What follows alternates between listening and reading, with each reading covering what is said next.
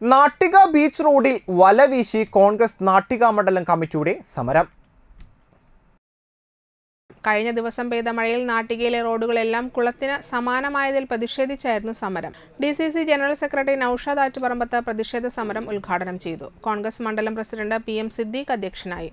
Block Congress vice president AN Sidhaprasad, Madhu Anthikad, Rahana Bineesh, PC Jayabalan, PV Sahadevan, UB Manikandan എന്നിവർ സംസാരിച്ചു. മഴക്കാലത്തിന് മുന്നോടിയായി തോടുകളും കാനകളും വൃത്തിയാക്കി വെള്ളം പോകുവാനുള്ള സൗകര്യം പഞ്ചായത്ത് ചെയ്യാത്തതിനാലാണ് നാട്ടിക പഞ്ചായത്തിലെ മുഴുവൻ റോഡുകളിലും വെള്ളം കെട്ടിനിൽക്കുന്ന അവസ്ഥ ഉണ്ടായതെന്ന് സമരക്കാർ ആരോപിച്ചു. മഴ തുടങ്ങുന്നത് കണ്ടപ്പോൾ റോഡ് പണിയുന്നു എന്ന പ്രതീതി ഉണ്ടാക്കാൻ Nattika beach road, Triprayar beach road എന്നിവ പൊളിച്ച് കുഴികളാക്കിയെന്ന്, ഈ കുഴികളെല്ലാം ഇപ്പോൾ വെള്ളം കെട്ടി യാത്രക്കാർക്ക് അപകടമുണ്ടാക്കുന്നതാണെന്നും സമരക്കാർ ആരോപിച്ചു.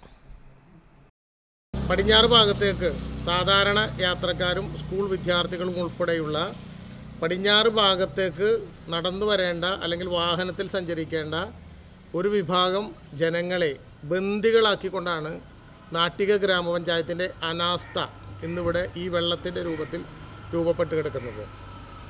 കഴിഞ്ഞ നിരവധി നാളുകളായി മണ്ഡലം കോൺഗ്രസ് കമ്മിറ്റിയും ഇവിടുത്തെ ഇതിലൂടെ യാത്ര ചെയ്യുന്ന യാത്രക്കാരും നിരന്തരമായി പഞ്ചായത്തിന് അപേക്ഷയും സമരങ്ങളുമായി കടന്നുപോയ കാലഘട്ടങ്ങളാണ് കഴിഞ്ഞതെല്ലാം.